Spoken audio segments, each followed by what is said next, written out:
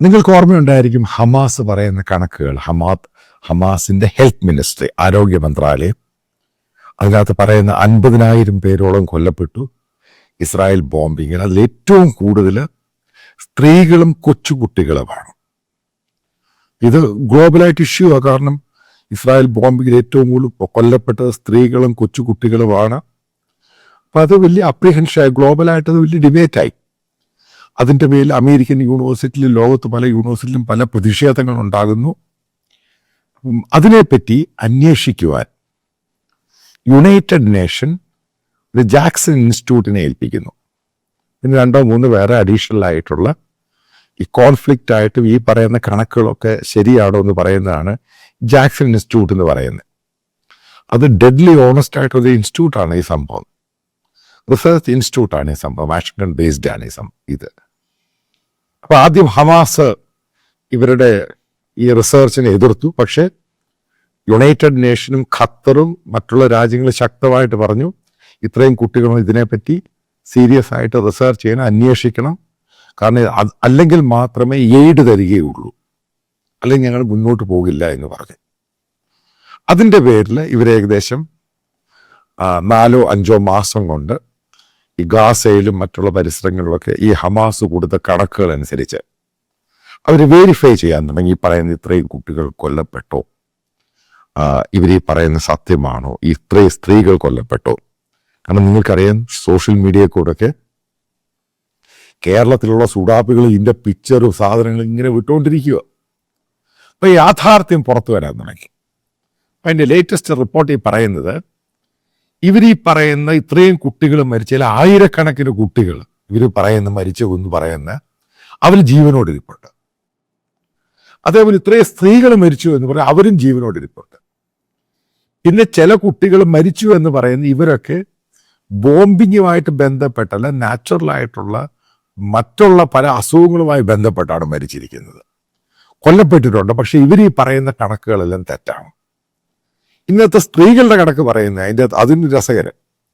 ഇതിനകത്ത് പല സ്ത്രീകളും കൊല്ലപ്പെട്ടത് ഹമാസിന് വേണ്ടി ഈ ഗ്രനേഡും അതേപോലെ വെപ്പൺസും അത് എക്സ്പ്ലോസീവ് സാധനങ്ങളൊക്കെ അത് പലയിടത്തും ഇവർക്ക് കൊണ്ടുകൊടുക്കാൻ ശ്രമിച്ച സമയത്ത് ഫയറിങ് കിട്ടി മരിച്ചത്.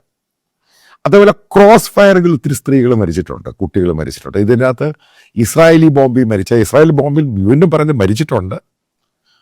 പക്ഷേ ഇതിനകത്ത് മരിച്ചിരിക്കുന്ന സ്ത്രീകളും കുട്ടികളാണെങ്കിൽ ഈ ഹമാസിന് ഷീൽഡായിട്ട് കവറായിട്ട് നിന്നപ്പോഴാണ് ഇതുണ്ടായത്.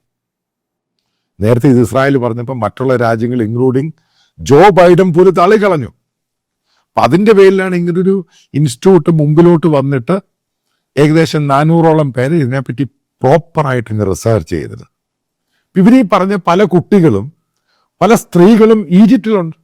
കാരണം വാർ തുടങ്ങിയപ്പോൾ ഈജിപ്തിൽ പോയവരുണ്ട്. അവരുടെ കണക്കും ഡേറ്റ എല്ലാം എടുത്ത് ഹമാസിന്റെ മുമ്പിൽ ഇട്ട് കഴിഞ്ഞപ്പോൾ ഖത്തറിലിട്ട് കഴിയുമ്പോൾ അവർ സൈലന്റ് ആയിപ്പോയി. ഇവരൊക്കെ ഉണ്ട്, കാരണം ഇതിനൊക്കെ ഡേറ്റ ഉണ്ട്. അതായത് പച്ച കള്ളത്തരങ്ങൾ മാത്രം പറയുന്ന സൂഡാപ്പിയുടെ മതതീവ്രവാദികളുടെ സ്വഭാവമാണിത്. വേണ്ടാത്ത കാര്യങ്ങൾ പറയുക, ആൾക്കാരെ ഇളക്കി വിടുക, പ്രൊവോക്ക് ചെയ്യുക. ഈ കണക്കുകൾ കേട്ട് കഴിയുമ്പോൾ ഇത്രയും കുട്ടികളും സ്ത്രീകളും മരിച്ചു എന്ന് ഞാൻ ഇവരുടെ ഈ റിപ്പോർട്ടൊക്കെ നോക്കുമ്പോൾ എനിക്കെപ്പോഴേ സംശയം തോന്നി, ഇത് മുഴുവനെ കള്ളത്തരം. കാരണം ഏകദേശം 50,000 പേരിൽ 10,000-ലധികം കുട്ടികൾ മരിച്ചു. ഹൊറിബിൾ. ഇപ്പൊ അതിനുശേഷമാണ് ഇത് ഗ്ലോബൽ ഇഷ്യൂ ആയി മാറുക. കാരണം ഇതിനെപ്പറ്റി വലിയ റിപ്പോർട്ടുകളൊക്കെ വന്നു. ഇപ്പൊ UK ആണെങ്കിലും അമേരിക്ക ആണെങ്കിലും മറ്റു പല രാജ്യങ്ങളും ഇതിൻ്റെ പേരിൽ ഈ ഇസ്രായേലിനെതിരെ ബോംബും അങ്ങനെയുള്ള ആയുധങ്ങൾ കൊടുക്കുന്നത് ഫ്രീസ് ചെയ്തു. കാരണം വലിയ ഇഷ്യൂ അല്ലോ, കുട്ടികളും സ്ത്രീകളും ഇങ്ങനെ വാറിൽ അനാവശ്യമായ ബോംബിങ്ങിൽ മരിക്കുന്നു. അതിനെ തറവുമായിട്ട് അങ്ങ് റിസർച്ച് ചെയ്തു. കാരണം അവസാനം ഒരു നിവൃത്തിയില്ലാതെ അവിടെ എയ്ഡ് കട്ട് ചെയ്യുന്നു പറഞ്ഞു കഴിഞ്ഞപ്പോഴാണ് ഹമാസ് സമ്മതിച്ചത്. അവസാനം ഹമാസ് തന്നെ ഈ സംഭവം ഏകദേശം പല സ്ത്രീകളുടെയും കുട്ടികൾ ഏകദേശം 7,000-8,000 പേരുടെ പേരങ്ങ് കുറച്ച്. മുഴുവന് കള്ളത്തരവും കപടതയും മാത്രം. എന്നിട്ട് പല ആൾക്കാരും പല സ്ത്രീകളും ഈ വെപ്പൺസ് ഒക്കെ തട്ടി മരിക്കുന്നുണ്ട്. ഈ ഹമാസിന്റെ വെപ്പൺസ് തന്നെ മൈൻസ് അവരോട് കിട്ടിയിട്ടുണ്ട്. അതേ തട്ടി കൊല്ലപ്പെട്ടവർ ഇസ്രായേൽ ബോംബിങ്ങിലാണ് തട്ടിപ്പോയത്. അതായത് ഈ ഒരു വെപ്പൺസ് ഈ നിങ്ങൾക്കറിയാലോ പല എക്സ്പ്ലോസീവ് സാധനങ്ങളൊക്കെ ഇത് പ്രോപ്പറായിട്ട് ഹാൻഡിൽ ചെയ്യേണ്ടത്. അല്ലെങ്കിൽ ഇത് അവിടെ ഇരുന്ന് വയറിലൊക്കെ ഇരുന്ന് പൊട്ടും. നിങ്ങൾക്കറിയാം, ഇവർ ഈ പർദ്ദയൊക്കെ ഇട്ടുവാണൊക്കെ മുസ്ലിം സ്ത്രീകൾ, ഈ ഹമാസിന്റെ അനുഭാവികളും പ്രവർത്തകരും. അപ്പൊ അതിനകത്ത് വെച്ചാണ് ഇവര് പലയിടത്തുമായിട്ട് ഈ സാധനങ്ങളൊക്കെ കൊടുക്കാൻ പോകും. ഇതൊക്കെ ഇൻ ഡീറ്റെയിൽ ആയിട്ട് റിപ്പോർട്ടുണ്ട്, നിങ്ങളിത് വായിച്ചു നോക്കണേ സംഭവം. അപ്പൊ അതിനകത്തൊക്കെ കൃത്യമായിട്ട് പറയുന്നുണ്ട്. ഈ പറയുന്ന അവരുടെ ബന്ധുക്കളും അവരെയൊക്കെ ഇന്റർവ്യൂ ചെയ്ത് ഇവർ കണക്ക്, ഹമാസ് കൊടുത്ത കണക്കും ഗ്ലോബും മറ്റുള്ള ഏജൻസി കൊടുത്ത കണക്കുകളെല്ലാം പോസ്റ്റ്മോർട്ടം ചെയ്തിട്ട്, അതായത് ഈ സുഡാപ്പികളും മത തീവ്രവാദികളും പറഞ്ഞ് മുഴുവനും കള്ളമാണ്. കാരണം ഹമാസ് പറഞ്ഞ് മുഴുവനും കള്ളമായിരുന്നു. അധികം പേര് ജീവനോടിരിപ്പുണ്ട്. ഈ കുട്ടികൾ മരിച്ച് അവരവിടെ പല ക്യാമ്പുകളിലായിട്ട്, അതായത് ഈജിപ്തിലും അവിടെ പല ക്യാമ്പുകളിലും, അതായത് മുഴുവനും കള്ളത്തിനും വെച്ചങ്ങാനെത്തി. ഇതുമായിട്ട് ബന്ധപ്പെട്ട് ഉറപ്പായിട്ടൊരു ഡിസ്കഷൻ ഉണ്ടാകും. കാരണം ഇതാണ് മത തീവ്ര വർഗീയവാദികൾ, ഭീകരവാദികളുടെ എപ്പോഴുമുള്ള ഈ വിക്റ്റിമായിട്ട് ദുര്യോധനം. അപ്പൊ ഇതിനകത്ത് പറയുന്നൊരു സംഭവമുണ്ട്. ഈ പല ആൾക്കാരുടെ എണ്ണം എന്ന് പറയുന്നത് ഈ ഹമാസ് അനുകൂലികളും ഹമാസിന് വേണ്ടി നിന്ന പല ഈ ഈ തീവ്രവാദികളും മരിച്ചവരെ സ്ത്രീകളാക്കിയിട്ടുണ്ട്. അതാണെങ്കിൽ അവരെ പക്ഷെ തീവ്രവാദികളാക്കി, ഇവരെ പൂർണ്ണമായിട്ട് സ്ത്രീകൾ. അപ്പൊ ജെൻഡർ മുഴുവനും മാറ്റി ആണിനെ പെണ്ണാക്കി, കുട്ടികളെ പലതും അത് ഇല്ലാത്ത കാര്യങ്ങൾ മുഴുവനും പെരുപ്പിച്ച് കാണിച്ചു. നാച്ചുറൽ ഡെത്ത് ഉണ്ടായവരെ ഇതിനകത്തൊക്കെ കാണിച്ചു കൊടുത്തു. അതായത് കംപ്ലീറ്റ് ആയിട്ട് ലോകത്തെ തെറ്റിദ്ധരിപ്പിച്ച് ഈ പറയുന്ന ഖത്തറാണെങ്കിലും പല രാജ്യങ്ങളും പൊക്കി പിടിച്ചുകൊണ്ട് നടന്ന് അൽ ജസീറ, BBC ഒക്കെ റിപ്പോർട്ട് ചെയ്ത് പൂർണ്ണമായിട്ട് തെറ്റായ കണക്കുകൾ. അതാണ് ഈ പറയുന്ന സുഡാപ്പികളും ഈ മത തീവ്രവാദികളും ഭീകരവാദികളും പറയുന്നത് വിശ്വസിക്കരുത്. ഇതിനെതിരെ ബേസിക്കലി അത് ഇംഗ്ലണ്ട് ഇഷ്യൂ ആയി. കാരണം BBC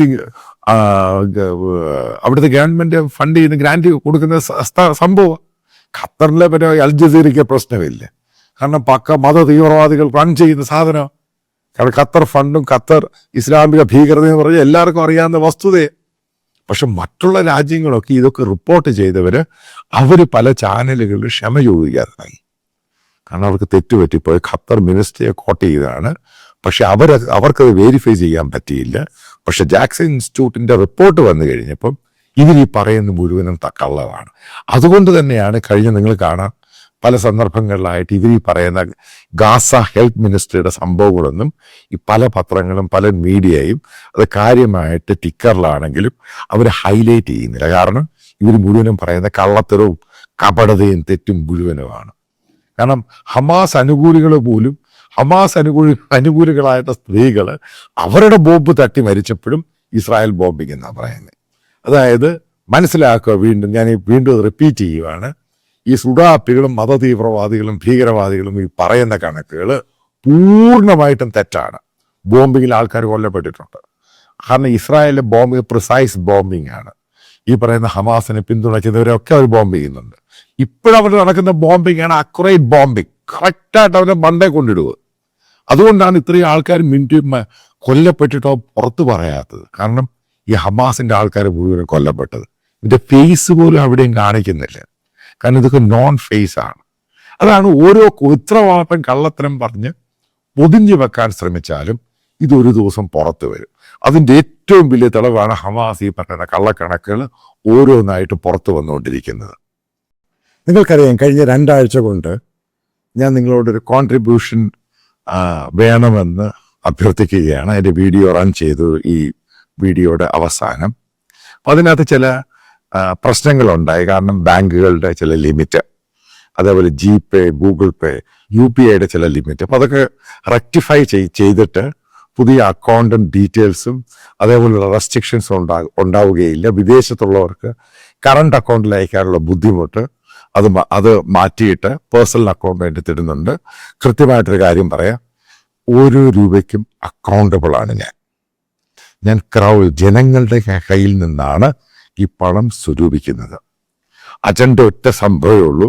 കേരളത്തിൽ ഇന്ന് നടന്നുകൊണ്ടിരിക്കുന്ന മീഡിയ സംസ്കാരം, അതായത് ഒരു പ്രത്യേക വിഭാഗത്തിന് വേണ്ടി മത തീവ്രവാദ വിഭാഗക്കാർക്ക് വേണ്ടി ഇവിടുത്തെ ചാനലുകളും മീഡിയയും അവർ ഗെയിം കളിക്കുകയാണ്. നമ്മൾ മനോരമയുടെ കേസെടുത്ത് നോക്കുക, എന്താണ് ഇത് സംഭവിച്ചത്. മനോരമയിൽ നിന്നും ഒരിക്കലും എക്സ്പെക്ട് ചെയ്യാത്ത രീതിയിലാണ് സംഭവം ഉണ്ടായത്.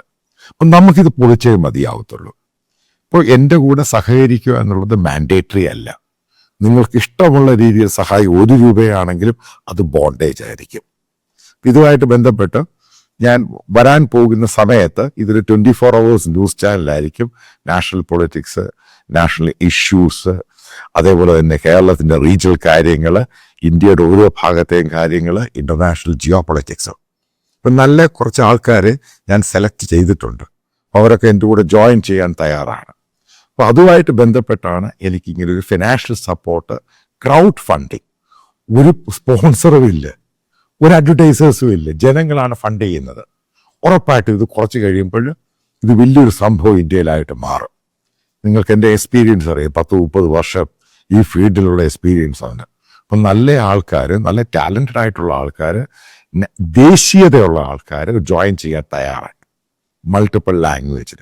അതായത് നമ്മൾ മനസ്സിലാക്കുക, വരാൻ പോകുന്ന ദിവസങ്ങളിൽ കേരളത്തിൽ ഈ കാണിക്കുന്ന മീഡിയ സംസ്കാരത്തെ നമ്മൾ പൊളിച്ചടുക്കും ഇതിനെ തോലച്ചയാളായി. അപ്പം നിങ്ങൾ സഹകരിക്കുക.